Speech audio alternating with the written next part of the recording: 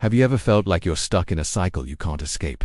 Maybe it's a pattern of your own making, or perhaps someone else is pulling the strings. Today we're diving into one of the most tangled family dramas in history, the story of Jacob, his uncle Laban, and the 20 years that changed everything. It's a tale filled with love, lies, and a whole lot of livestock. Our story begins with Jacob on the run. He's just tricked his twin brother, Esau, out of his birthright and their father Isaac's blessing. Fleeing Esau's fury, Jacob heads to his mother's homeland, a place called Haran, to find refuge with his uncle Laban. Little did he know, he was about to meet his match in the art of deception. Upon arriving in Haran, Jacob's eyes land on Laban's younger daughter, Rachel. It's love at first sight. He's so smitten that he agrees to work for Laban for 7 years in exchange for Rachel's hand in marriage. To Jacob, those 7 years felt like just a few days because of his great love for her. But on the wedding night, a great deception unfolds. In the darkness of the tent, Laban switches his daughters. Jacob wakes up the next morning to find he has married Leah, Rachel's older sister, not the woman he worked 7 long years for. When a furious Jacob confronts Laban, his uncle coolly replies that it's not their custom to marry off the younger daughter before the older one. It was a classic bait and switch. Laban, the master manipulator, had just played Jacob, the master deceiver. It seems what goes around, comes around. But Laban isn't done yet. He offers Jacob a deal: work another 7 years, and he can have Rachel too. Heartbroken but determined, Jacob agrees. So, he ends up with 2 wives, 2 sisters, who are now rivals for his affection. This family dynamic becomes incredibly complicated. Leah, feeling unloved, is blessed with many children, while Rachel, the favored wife, struggles with infertility for years.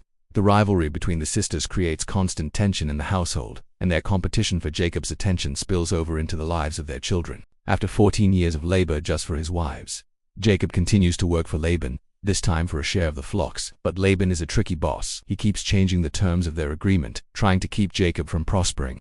First, Jacob is promised all the speckled and spotted sheep, but Laban, in his cunning, secretly removes all those animals from the flock before Jacob can claim them. He changes Jacob's wages 10 times, always trying to cheat him out of his fair share. This is where things get really interesting. Jacob, drawing on his own cleverness and perhaps a bit of divine insight, comes up with a plan. He uses a folk breeding technique, placing peeled branches in front of the watering troughs where the strongest animals came to mate. He believed this would cause them to give birth to speckled and spotted offspring. Whether it was the branches or divine providence, the plan worked spectacularly. Jacob's flocks multiplied, and he grew incredibly wealthy, with more sheep, goats, camels, and servants than Laban. Jacob's success didn't go unnoticed. Laban's sons started to grumble, saying, "Jacob has taken everything our father owned and has gained all this wealth from what belonged to us." Jacob could also see that Laban's attitude toward him had soured. The atmosphere was thick with jealousy and resentment. The home that was once his refuge had become a trap. It's during this difficult time that Jacob has a profound experience. Long before, when he was first fleeing from Esau, he had a dream of a stairway reaching to heaven, with angels ascending and descending. In that dream, God promised to be with him, to watch over him, and to bring him back to his own land. This dream was a covenant, a promise of divine protection and blessing. Now, years later, surrounded by Laban's hostility, God speaks to Jacob again, telling him, "Go back to the land of your fathers and to your relatives, and I will be with you." This divine command was the push Jacob needed. He knew it was time to leave.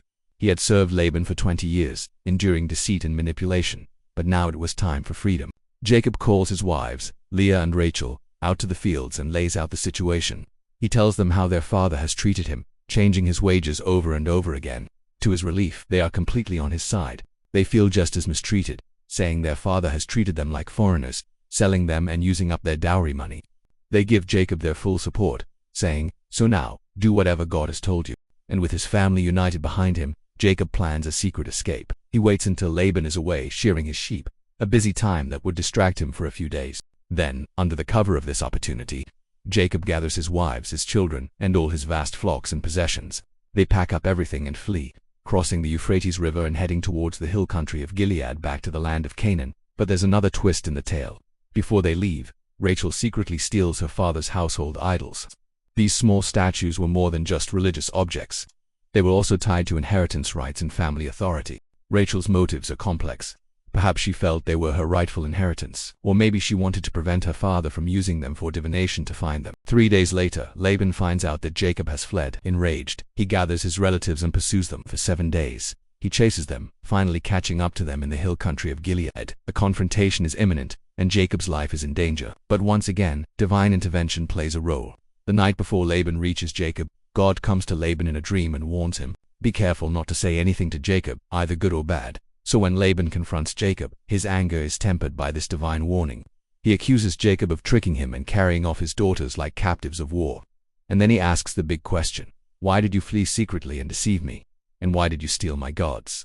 Jacob, unaware of Rachel's theft, vehemently denies stealing the idols. He boldly tells Laban to search his entire camp and declares that whoever has the idols shall not live. Laban searches everywhere, tent by tent. He comes to Rachel's tent, but Rachel has cleverly hidden the idols in her camel's saddle and is sitting on them. She tells her father she can't stand up because she is having her monthly period, a clever excuse that prevents him from searching further. Laban finds nothing. Now it's Jacob's turn to be angry. He unleashes 20 years of pent-up frustration on Laban. He recounts his faithful service, how he bore the losses of the flock, worked tirelessly in the heat of the day and the cold of the night, and how Laban had cheated him repeatedly. If the God of my father, the God of Abraham, and the fear of Isaac had not been with me, Jacob declares, you would surely have sent me away empty-handed. Hearing this, and perhaps remembering God's warning, Laban's tone changes. He realizes he has no power over Jacob. His pursuit was futile. He suggests they make a covenant, a formal treaty of peace. They set up a pillar of stone as a witness between them. Laban says, "May the Lord keep watch between you and me when we are away from each other." This pact marks their final separation. Laban will not cross this boundary to harm Jacob, and Jacob will not cross it to harm Laban. The next morning, Laban kisses his grandchildren and his daughters, blesses them, and returns home. Jacob and his family continue their journey toward the promised land, finally free from Laban's grasp. This escape is a powerful moment, a personal exodus from servitude to freedom, guided by God's promise. The story of Jacob and Laban is a messy, complicated saga of human failing and divine faithfulness. We see a cycle of deception, where Jacob the trickster gets a taste of his own medicine from his uncle Laban.